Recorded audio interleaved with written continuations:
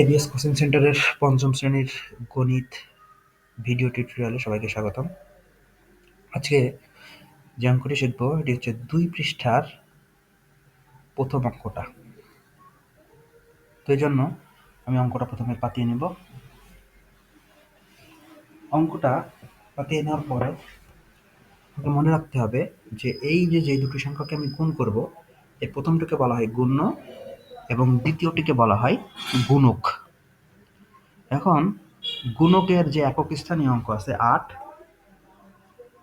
এই ৮-এর সাথে এইগুলার গুণ করে নিব। এই যে ৪৩৯-কে গুণ করব, এরপরে ২ দিয়ে ৪৩৯-কে গুণ করব, এরপর ৩ দিয়ে ৪৩৯-কে গুণ করব। তো প্রথমেই ৮-এর সাথে অন্য ৪৩৯-কে যদি গুণ করি তাহলে হয় ৮ নং ৭২-এর ২, হাতে ৭। এখানে আমার যেহেতু ৮ নং ৭২ হয়েছিল, আমি অবশ্যই একক স্থানীয় অঙ্ক অর্থাৎ যেটা ডান দিকে প্রথমে থাকবে সেটাকে আমি লিখব, এবং যেটা আমি লিখবো না এটা হাতে থাকবে। ঠিক আছে? তাহলে ৮ নং ৭২-এর ২, হাতে থাকে ৭, এরপরে ৩ ৮ ২৪ আর ৭ ৩১, হাতে হচ্ছে ৩, হাতে ৩। এবার আমি ৪ ৮ ৩২ আর ৩ ৩৫।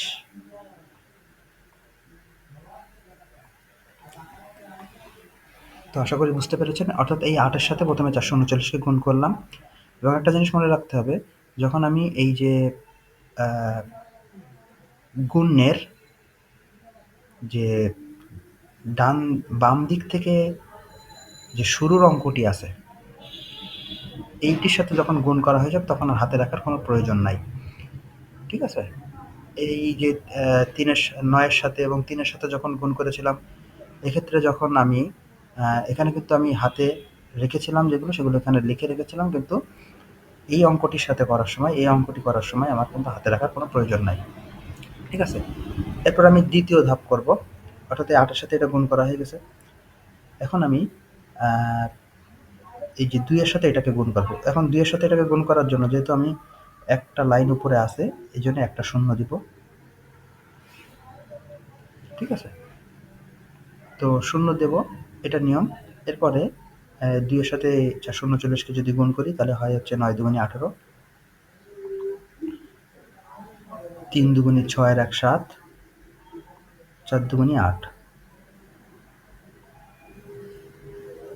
তো আশা করি বুঝতে পেরেছেন। এরপরে একইভাবে ৩ দিয়ে ৪৩৯-কে গুণ করব। তো এর আগে যেহেতু এর উপরে ২টা লাইন, আমি এখানে ২টো শূন্য দেব।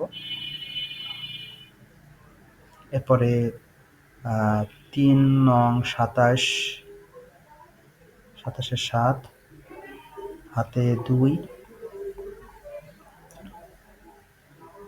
৩ তিরিকে ৯, ১০ ১১, হাতে ১, এরপরে ৩ ৪ ১২ আর ১ ১৩। ঠিক আছে? এখন আমি যোগ করে দেবো, এবং যোগ করার জন্য কি করতে হবে, এই যে এই বরাবর আমি যোগ করব, এই যে এই বরাবর এইগুলোকে আগে যোগ করব। তাহলে এইগুলোকে যদি যোগ করি তাহলে হয় কত,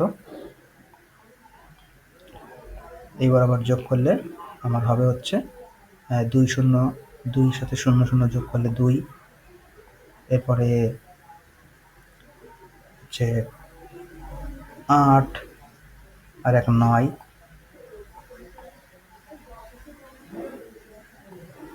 এরপরে ৭ দুগুণে ১৪, যেহেতু হাতে কিছু ছিল না, ৭ দুগুণে ১৪, ৮ ৫, এখানে ১৪ আর ৫ ১৯, এখানে কিন্তু হাতে ১ থাকবে।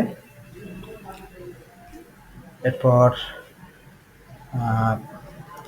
হাতে ১ যেহেতু ছিল, ৩ আর ১ ৪, ৮ আর ৪ ১২ আর ১ ১৩, ৩,